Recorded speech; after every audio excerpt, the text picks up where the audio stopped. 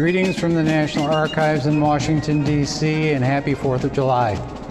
At past July 4ths, the National Archives Education and Public Programs staff have presented activities and programs inside the National Archives building that have been enjoyed by thousands of families. Although we were unable to do that this year, we are pleased that we can welcome you virtually. We hope that from wherever you are celebrating this day, you will enjoy the following program combining history, food, crafts, and an opportunity for you to meet and ask questions of some very famous Americans. Thomas Jefferson, 3rd President of the United States and author of the Declaration of Independence; Abigail Adams, a founding mother of the United States and wife and closest advisor to President John Adams; John Dunlap, who printed the first copies of the original Declaration of Independence, known as the Dunlap Broadside. After we hear from them, we will be joined by Sarah Lyons Davis, an education specialist with the National Archives at New York City, who will present a mini lesson and share some related documents from our collection. To get the most out of today's program, please visit archives.gov and download a variety of fun materials and activities for your family to enjoy. And now it's my pleasure to turn the program over to Patrick Madden, who is Executive Director of the National Archives Foundation. The Foundation supports the work of the National Archives, especially our education and outreach programs. Check out their website, archivesfoundation.org, to learn more about them and join online. Patrick? Thank you, David. And on behalf of the National Archives Foundation, happy July 4th. What a terrific day. We're going to have so much fun. I like to call it our Super Bowl at the National Archives. We're really excited you're spending part of your holiday with us, and we've got a lot for you. We are thrilled to have folks from all 50 states who have RSVP'd to participate in these programs. You couldn't pick a better day to spend with the National Archives. We have a busy day ahead with a big lineup going from right now 11 a.m. Eastern Time all the way until 4 p.m. Eastern Time, followed by the National Archives ceremony and reading of the Declaration of Independence starting at 4 o'clock. So I hope you'll stick with us all day long. No pandemic was going to stop us. We went virtual, and so here we are. This is the 50th year that the National Archives is presenting a reading of the Declaration of Independence. Fast fact, did you know that the Declaration of Independence, the original, the one and only signed, is at the National Archives? Even the one that went to the King of England didn't have all the founders' signatures. If you've never visited the archives in Washington, D.C., put it on your bucket list when you walk into the rotunda and see the original Declaration, the original Constitution, and the original Bill of Rights. It'll give you goosebumps. In a minute, you'll meet Thomas Jefferson. So hope you've had a good breakfast. I hope you are ready with some really interesting and patriotic questions. And we're going to get ready to go. You will be able to ask him questions. So use the chat function on YouTube to do that. If you want to practice right now, send us a chat right now and tell us where you're watching from. We'd love to hear and give your hometown a shout out as we go along. When was the last time you hung out with a former president? Well, today's your lucky day.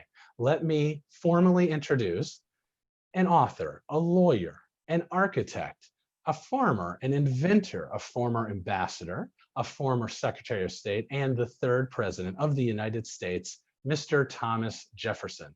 President Jefferson, how are you doing today? Happy 4th of July. Thank you, Mr. Madden. Happy 4th of July to you as well, my friend. I am doing quite well, and thank you. It is a pleasure and an honor to speak with you and your guests today. There are many ways that we could consider the Declaration of Independence and the 4th of July. One of the perspectives from which we can view this document and this day is through the lens of leadership, of which there are many types. The kind that I learned about in 1776 was the leadership of silence. You often hear about the leadership of courage in the field of combat or the leadership of inspiring speeches, but rarely do you hear about the leadership of silence. That is because of how quiet it is. That is not irony, by the way. In 1776, I was 33 years of age, one of the youngest delegates to the Continental Congress in Philadelphia. The youngest were South Carolina's Thomas Lynch Jr. and Edward Rutledge, who were 26 years of age at the time. Actually, no, They were tied at the second youngest. I'm sorry. Pennsylvania's Benjamin Franklin was the youngest. He was 70. You try keeping up with him. In contrast to the famous Dr. Franklin, I was little known. I was also quiet. During the debates on independency, members of Congress had taken sides. They had done so with passionate conviction, which they expressed at great length. Speeches on the floor of Congress lasted for hours, but I never gave a single speech in the building that you now know as Independence Hall. I listened and I took notes. Just as there are different ways of listening, there are different ways of taking notes. I did not take notes to formulate clever retorts or to point out the flawed logic of my opponents. Instead, I took notes to improve my understanding of what everyone, even those with whom I disagreed, was saying. In any dispute over how to solve a commonly agreed upon problem, if there is a person that all sides of the dispute have seen to be earnestly listening and endeavoring to understand all points of view, the entire group will be most likely to entrust that person with the task of bringing them all together to solve the problem by consensus. By my silence and attentiveness, I proved to the rest of the Continental Congress that I was that person. There was a big part, at least in that reason, as to why I received the most votes of any of the 5 men placed on the committee to write the Declaration of Independence. I worked alone for 2.5 weeks in June. The committee made a few changes at the end of the month. Then, over the 2 days of July 2nd and July 3rd, Congress ruined it. In the end, they made about 85 changes and removed about 20%. I was furious about it. I never got over it. Almost 50 years later, when referring to the changes that Congress had made to the draft of the Declaration of Independence, I referred to them as mutilations and depredations. I nonetheless remained silent at the time. Oh, John Adams defended every word of it. He was truly a colossus of independence. Part of the reason that I remained silent was that if John Adams is speaking for you, you will hardly get a chance to fit a word in edgewise. But that wasn't my only reason for remaining silent as they hacked and chopped at my work. I knew that America was facing a great crisis. It was such a profound crisis that we could solve it only as one people with one mind. A simple majority would not do. And of course, the dominance of the minority's will would cause the machine to retrograde. I knew that we had to use compromise to achieve consensus. I could have stuck to my principles on any one of the alterations Congress made, refusing to compromise when I believed that I was right. Then I would have been able to brag that I had planted my feet and refused to give in. But a braggart is no leader. If I had done that, if we had behaved like that, we would have failed. The result would have been that none of our posterity would care which ones of us had stubbornly refused to sacrifice a little of their opinion or convenience in order to seek consensus for the good of all. Because we would have failed in our revolution and been branded as traitors. What's worse, had we refused to seek consensus together in that great crisis, we would have deserved being called traitors. If not against Great Britain, then against the hopes of future generations. So I kept my mouth shut until it was time to speak for everyone. And when that time came, I did not use it as an excuse or opportunity to speak for myself alone, to promulgate my own personal opinion, nor did I use that opportunity to speak for my faction. I used that moment to speak for a consensus. I used that moment to speak for the United States of America. John Adams said that in 1776, we had to get 13 clocks to strike at once. Perhaps with your modern machinery, you don't think of that as a very great challenge, but at the time, getting even 2 clocks to strike in perfect unison was an extremely difficult task. I know it has been brought to my attention that most, if not all of you, carry on your persons devices that can tell them time in minute synchronicity with one another. What's more, they give you miraculous and nearly instantaneous access to the collected wisdom and knowledge of mankind. It has also been brought to my attention that most of you use these wonderful contrivances for the purposes of arguing with strangers and looking at pictures of cats. Before you chuckle at the quaintness of my metaphor, however, and at how primitive our technology in my day was compared to yours, consider this. You have multiplied the clocks. You have improved the chronological precision. But have you really improved your ability to get all of your clocks to strike as one, as we did in 1776?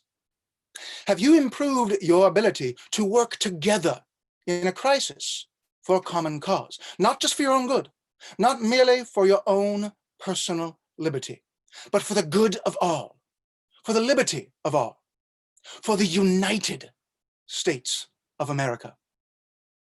In the end, we produced an admittedly imperfect result, but one with which we could proceed as one people. It brought us closer together, which means it did not split us further apart. The reason that you and so many in the United States are making an effort to listen to my words now is because of how quiet I was in 1776. And that, good citizens, is irony. Having said that, I must now tell you that we did not foresee that the Declaration of Independence and the 4th of July would become as important as they eventually became.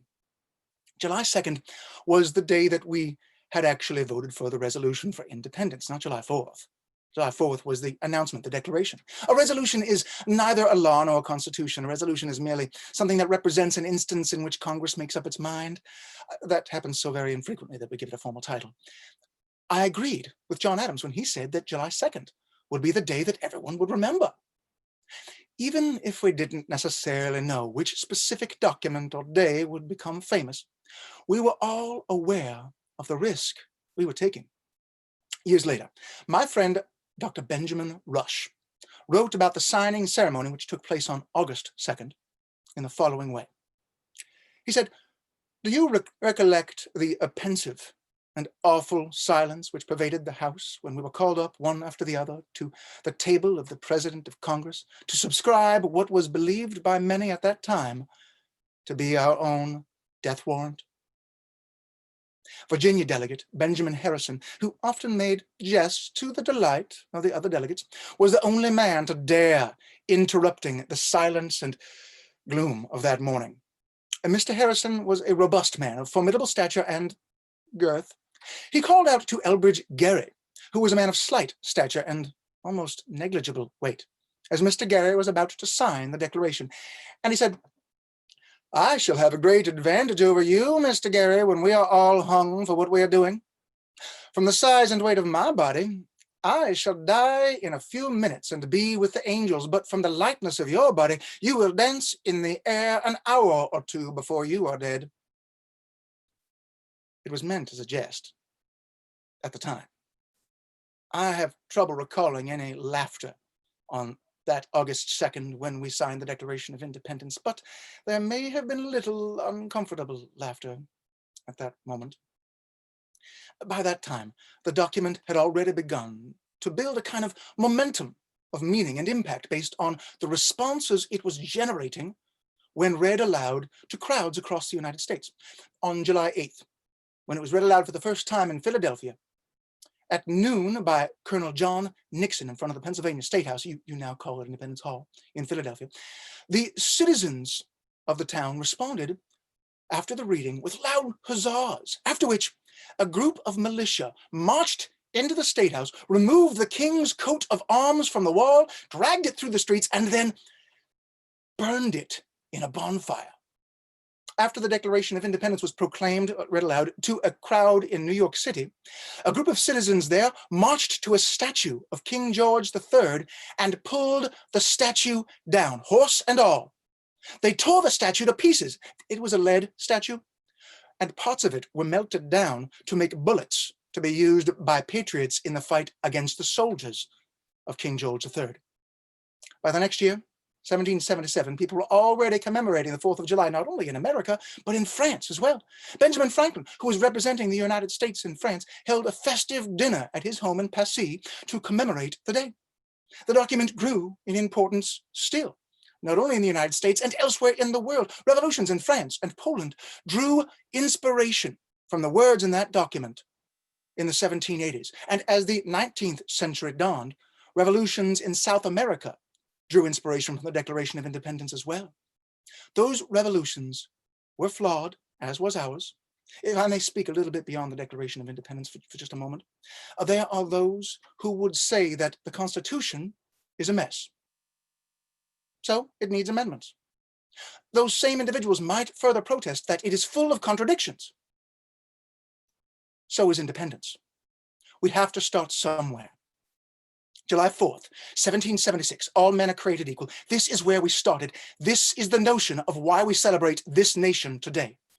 On July 4th, 1776, though there was not an original idea in the Declaration of Independence, I made sure of that. I'm a lawyer, we do that. We did something original.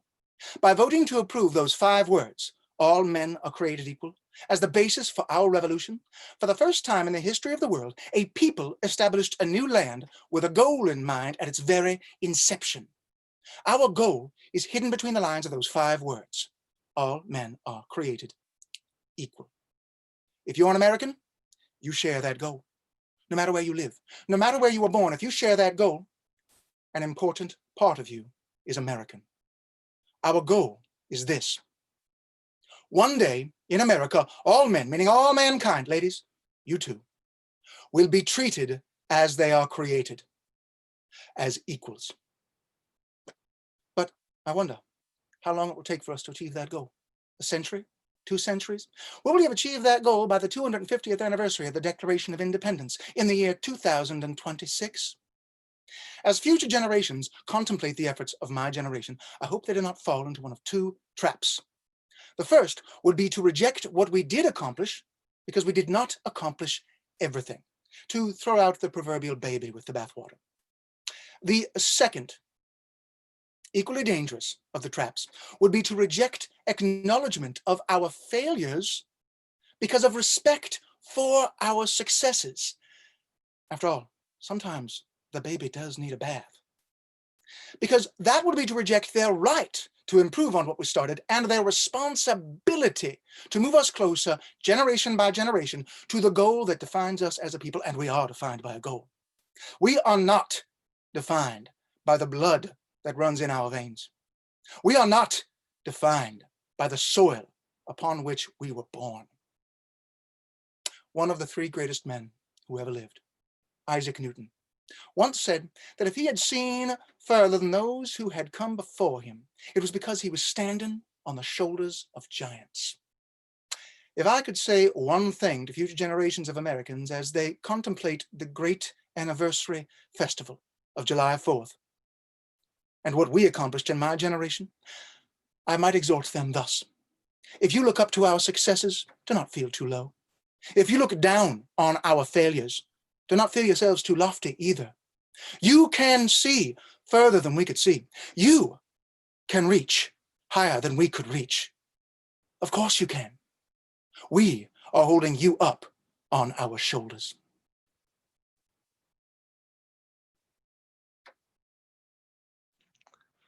Thank you so much, President Jefferson. That was terrific. And if you're so inclined and have a few more minutes for us on this busy day, would you be willing to take some questions from our guests? Oh, I'd be delighted to, Mr. Madden. Delighted, yes. Excellent. We have folks from all over the nation with us. Some places you might be familiar with, like Alexandria, Virginia, and New York City, and Philadelphia, South Carolina. But we've also got some parts of the country that you might not be familiar with, California, and even actually a Scottish island is joining us today. So it's quite wonderful. We've got all folks from all around. We have had a couple of questions. I'm curious, you did a lot of writing during your time. What kind of pen did you use to write the Declaration? Was it the same as all of your other pens, or was it a special pen? Well, I'm afraid at the time I didn't really have, let me see here if I have, oh, there we are. Didn't really have a favorite pen, but nor did I have a favorite source for the pens, but my pens look like this right here. They came from geese. I used goose quills. I didn't always keep the plumage there, the feather on it. Sometimes I would carve them down because it might be a little bit, sometimes it was more convenient to just have the vein there of the feather, and then you'd take a pen knife and carve off the edge of it there. And because of the vein nature, the intravenous nature of a goose quill, it would soak up the ink very well from an inkwell such as this one here. And you'd have enough ink soaked up on the quill like that that you could write for a little while until you had to dip it again. I don't have any ink on it right now, as you can see, though. As time went on, I developed a number of different kinds of writing implements and tinkered with them, but that was the kind I used to write the Declaration of Independence. Very good. I want to remind our viewers that you can ask questions in the chat of YouTube. Got a few more for you. You mentioned this a little bit, but one of our guests asked, why were the references to free slaves left out of the Declaration of Independence? I included in my original draft of the Declaration of Independence a paragraph condemning slavery. There are a number of reasons why it was removed, partially because I don't think it was my best paragraph, not because it condemned slavery or had anything to do with slavery one or the other, because I included that paragraph in the list of grievances. And the grievance against King George III, the way I wrote that paragraph, it could have been construed that I was blaming King George III entirely for slavery, which of course wasn't true. So that was one of the excuses, or at least one of the criticisms of the paragraph. It was also in the list of grievances where slavery wasn't the actual grievance, there was something else. So there were those who criticized the style and even the mentioning of slavery in that place at that time in the document. So they used that as an excuse. It seemed like I was blaming King George III entirely. But if they had really believed that, they could have just adjusted the paragraph. They adjusted a lot. They changed a number of things. Sometimes they toned things down. Sometimes they made things a little bit hyperbolic when they hadn't been to begin with. They didn't just cut things out when they wanted to change things. In this case, though, they said, well, we don't like the way that's written, so we're just going to cut out the whole mention of slavery altogether. So I ever after believed that the reason why it was cut out altogether was because there were a lot of people in Congress who didn't want to talk about slavery at all. Because if you start talking about a problem and everybody's allowed to share information, and you talk about a problem in a rational, reasonable situation where documentable facts are the basis upon which everyone works with their arguments, well, you're going to have a chance of solving the problem. And those folks who don't want to solve a problem, you'll see when you get in discussions, they'll try to stop that reasonable conversation. They try it by cutting it completely short, like Congress did with the paragraph condemning slavery, by just silencing it. Or there are other ways to solve a reasonable conversation by using logical fallacies. So without yelling or screaming or saying offensive words, you can still stop a reasonable conversation by logical fallacies are the short way to put it, but engaging in the discussion in a way that undermines fundamentally the possibility for a reasonable conversation. In this case, they undermine the possibility for a reasonable conversation about slavery altogether by silencing it altogether. I went through the rest of my life believing they just wanted to silence it. Very good, thank you. We have a number of questions coming in, so I'll try and get through many of them as we can. What is something you're most proud of, your most proud accomplishment of your life? Well, of my public accomplishments, I would name three things. Yes, I know I'm giving you three answers when you ask for only one, but you should be used to that. I'm a politician and a lawyer. I would name three things for which I would most want to be remembered, and that is that I was the author of the Declaration of American Independence, of the Statute of Virginia for Religious Freedom, and the father of the University of Virginia. Very good. Freedom of speech has come up a couple of times. What would you say to people? I know you traveled abroad during your time. To people, we have the freedom of speech in our country. What was your experience with freedom of speech in other countries? And what would you say to people maybe today who don't enjoy those freedoms?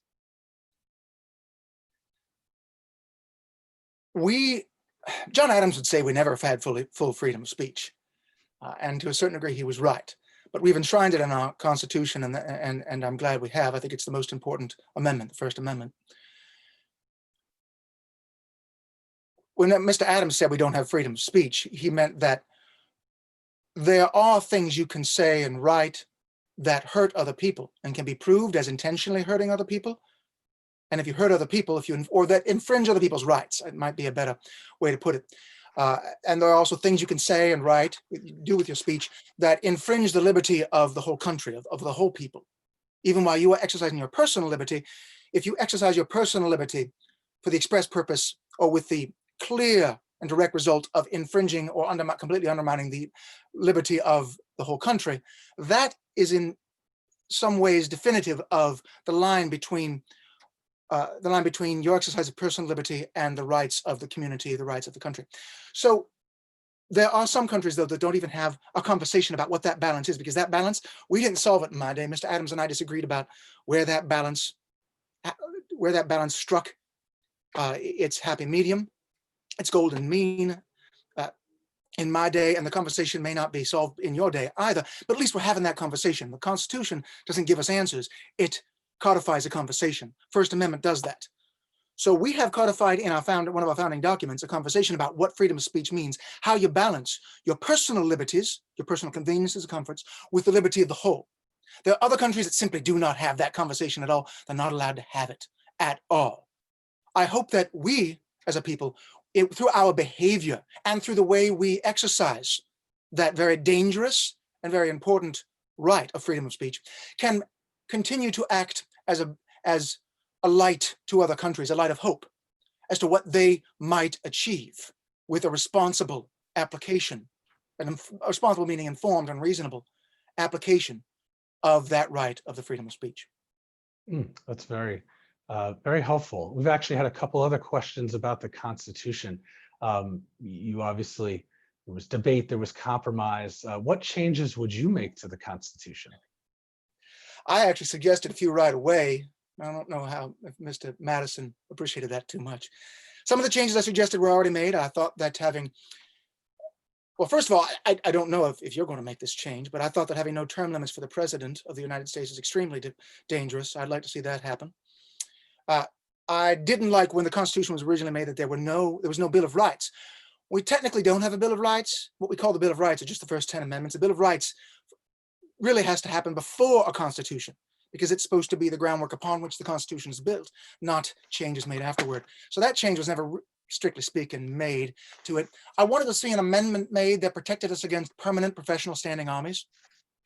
There was a compromise, a messy compromise made in the Constitution, which seemed to protect us against permanent standing armies. I thought the states should have the Second Amendment says it. States should have the authority over the militias, and the federal government shouldn't have an army at all. So the people are closer to the wielding of that military power. So I'd like to see a protection of that. I'd also like to see an amendment added that protects us from monopolies as well. I talked about that a lot in a number of my letters over the years. So those are a few changes I'd like to see made to the document. But really, that's just in my lifetime.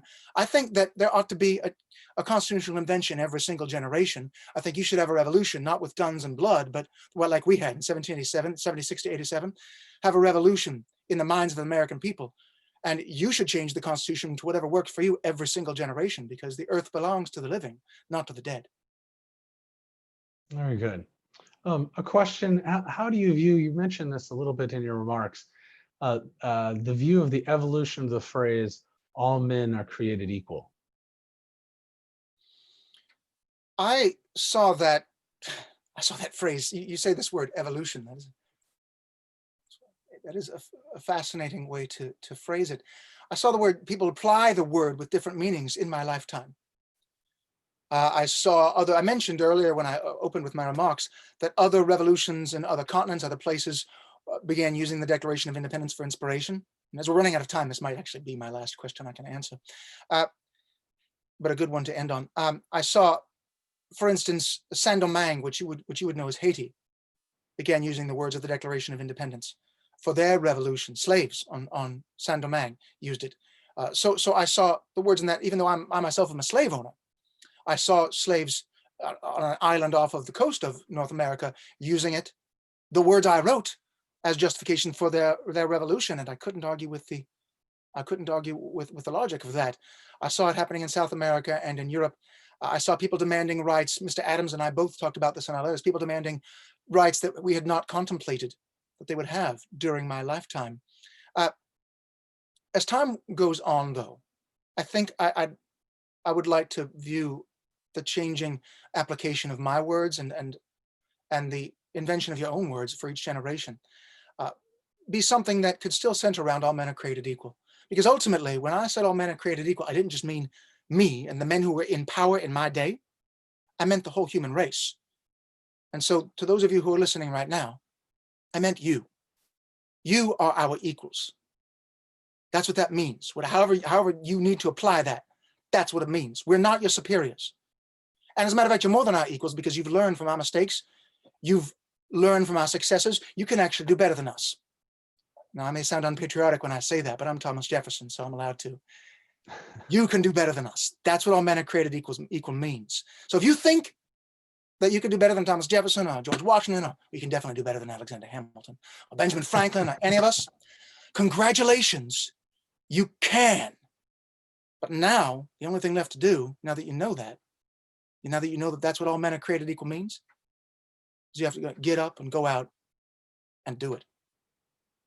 Wonderful, thank you. I do have two quick questions. I think some of our young viewers have asked. I think you can answer real quickly. One, do you like fireworks? I am a man who likes quiet. I'm sorry to the children who may have asked that. I built my home on top of a mountain in an era when people just didn't do that. Plumbing was a problem, among other things. I like quiet. I don't like situations that are so loud you can't hear each other. I appreciate the sentiment behind it. And if you like fireworks, that's what's important. You don't have to like what I liked. Well, and then I heard that you used to like mac and cheese. Is that true? Oh, yes. I came across a machine when I was traveling in Europe, in Italy, that made the special little kind of pasta that you are familiar with what you call macaroni. And I just took notes on the machine, brought my diagram of the machine back, had it built. When I served as president of the United States, now I served it at meals, but I didn't serve it. I didn't cook it. I had a French chef, Petit, and he taught one of my enslaved chefs, Edith Hearn Fawcett. She apprenticed under him during my presidency. And then when I returned to Monticello in my retirement, Edith Hearn Fawcett, she was the chef who was in charge of all the cooking at Monticello, and she was the one who cooked the macaroni and cheese. Yes, I very much enjoy macaroni and cheese. Excellent. Well, I'm getting hungry now. Mr. President, thank you so much for your time today and for celebrating July 4th. It's really been wonderful. We're going to move on with our program, and I'm going to turn it over to our friends at the National Archives in New York City. Education Specialist Sarah Lyons Davis has a fun activity for everybody watching. Sarah?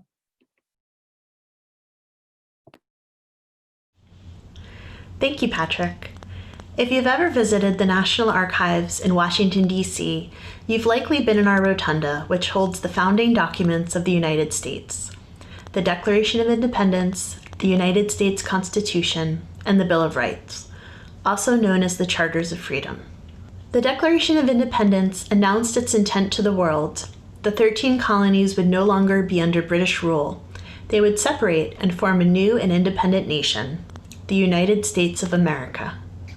The Declaration of Independence concludes with these words: "We, therefore, the representatives of the United States of America, in General Congress, assembled, appealing to the Supreme Judge of the world for the rectitude of our intentions, do, in the name and by authority of the good people of these colonies, solemnly publish and declare that these united colonies are, and of right ought to be, free and independent states.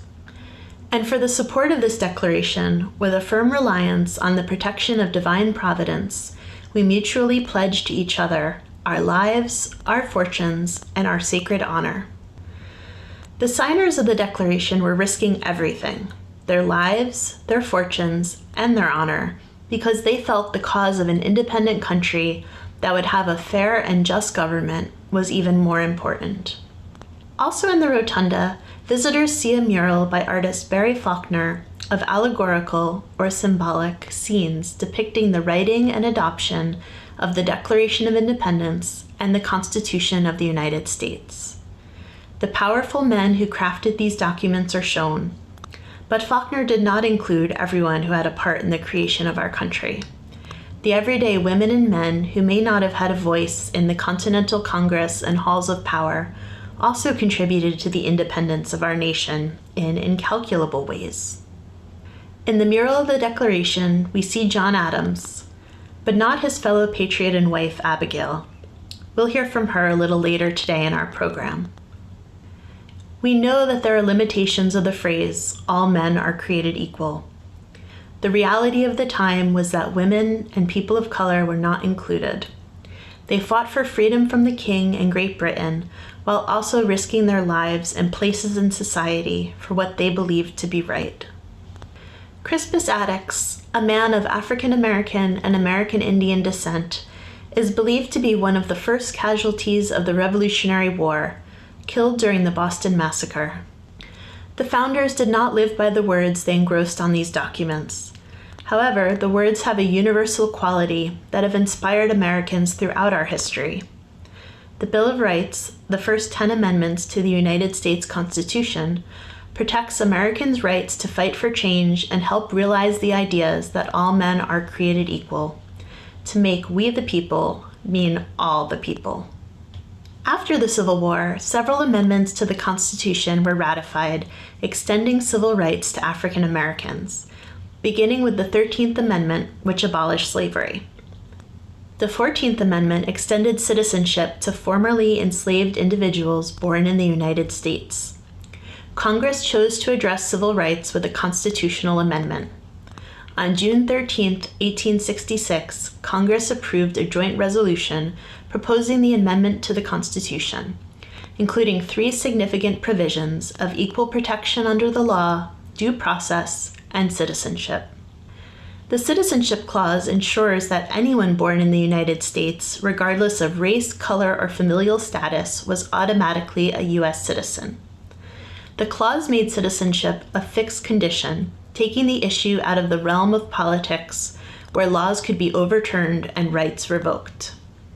By February 3, 1870, 3/4 of the states ratified the 15th Amendment, promising that the right of male U.S. citizens to vote shall not be denied or abridged on account of race, color, or previous condition of servitude.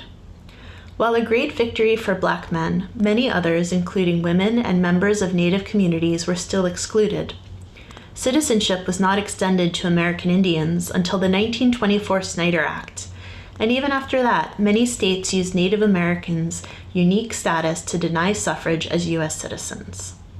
It was not until 1962 that all states guaranteed voting rights to Native peoples. Furthermore, full delivery of the promise of the 15th Amendment was postponed, as some states took steps to limit or deny Black men their constitutional right to vote. Discriminatory practices were still enacted by several states, disenfranchising communities and putting obstacles to voting in place, such as poll taxes and literacy tests. It would be almost another 100 years before further acts were passed strengthening protections of this amendment. The Voting Rights Act of 1965 focused primarily on enfranchising African Americans in the South. The act and its extensions also safeguarded the voting rights of many other minority Americans. Within months of the Voting Rights Act of 1965 being signed, 250,000 African American voters were registered to vote. This photograph of a polling place in Alabama reflects the unprecedented numbers of voters that turned out. Much like the original Revolutionary Acts that established the United States, these actions were supported by people working for what they believed to be right and working for expanded protections under the law. These momentous decisions were made on both a personal and community level with great risk to both. At the end of the Revolution, not all delegates to the Second Continental Congress signed the Declaration because they felt reconciliation with Britain was still possible. Would you have signed? You can walk through the exercise and make this decision yourself on Docs Teach, the online tool for teaching with documents from the National Archives. In the activity, To Sign or Not to Sign, you can imagine that you're a member of the committee tasked with writing the Declaration of Independence. Consider the arguments made by members of the Second Continental Congress, and ultimately decide to add your signature or not. There is also a printable copy of the Declaration, including in the materials shared, if you'd like to use the quill pen and ink we're about to make to sign it.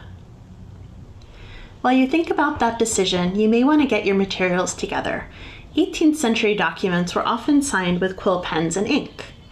Those are not so common now, but we have instructions for how you can make your own at home. So I'm going to demonstrate and hope you'll create them alongside me. But be sure to have a grown-up help, as we will be using knives to cut the quill and creating our ink may get messy. So let's start with our ink. This is fun, but as I said, it can get a little messy, so be sure to begin your project in a space that won't be harmed by little berry juice. So I have all the components to this section already on my workspace. I'm using fresh blackberries, but you can use frozen and thawed berries too. So any type will work, but I found blackberries to have the deepest color ink, so that's what I chose. So I'm using a mortar and pestle to crush the berries and then strain the juice. But you can always skip this part of the steps and crush them directly through the strainer to get the pulp-free juice. So as you can see, you just gotta mush it all together to make kind of a liquidy paste with the berries. And this is gonna be what is the base of our ink. And you can see that deep, really rich blackberry color. And again, so that's gonna show up better on paper than maybe a lighter berry you could choose. So from there, when we have sufficiently mixed that together, we're gonna add half a teaspoon of vinegar to hold the color. So that's what I have in this glass, and I'm adding it to the crushed strained berry juice. And I'm also gonna add a half teaspoon of salt, and this acts as a preservative. So we're gonna mix this all together. And this is gonna give us our ink once this is done.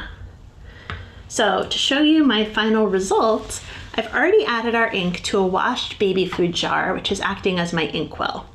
So now from here, we have to create our quill pen. So once you have all your materials ready, you want to select your feather. So you see we have a few of these feathers here. So what you want is a feather long enough to hold comfortably. You can leave the feather as is, or you can trim the sides for several inches to leave more room for a better grip. So I'm gonna leave it as is. But you're gonna make a mark with a pen or a marker where you want your writing tip to be. So for me, that's gonna be right here. So I'm now gonna take my X-Acto knife. You can use a sharp kitchen knife as well and cut the end of the quill at a slant less than 45 degrees. I'm just gonna follow the regular kind of slant of this feather. You can see I'm doing this on a cutting board to save my work surface here. And I'm just gonna smooth that out a little bit. And there we go. We now have a quill pen. So I'm gonna take the ink, you can dip your new quill pen into your ink, and you are set to go.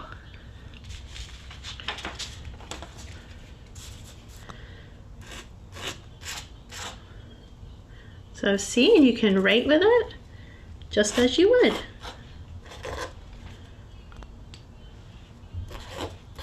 And you have to dip it a little more than you might be used to, but you see the deep color that we get from this blackberry juice. There we go.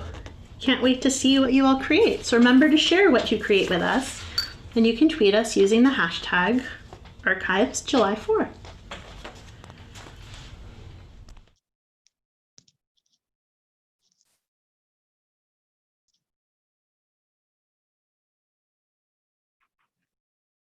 Thanks, Sarah. We'll be hearing from her again next hour. Well, this has been a terrific program. Before we wrap, I'm sure you're curious where you can get one of these hoodies that you could actually salute, or you may be inspired to get your own copy of the Declaration of Independence.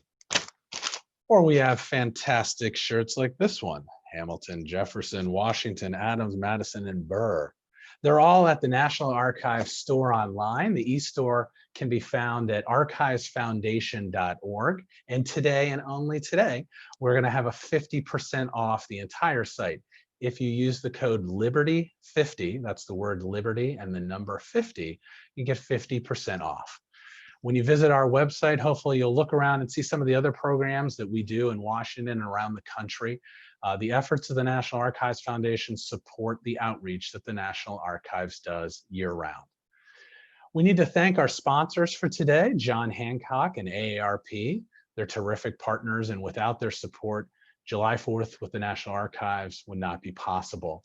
And of course, our members of the foundation who support us year-round. I hope you'll tune in shortly at 12 o'clock for Abigail Adams. She has much to say about the founding. And on behalf of the National Archives and the National Archives Foundation, we want to thank you for spending part of your day with us. While you're waiting for the next program, it's a perfect opportunity to tweet or post about the day. Use the hashtag ArchivesJuly4 and send us a little patriotic social love. Until we meet again, wave your flags, enjoy the patriotic day, and happy 4th of July.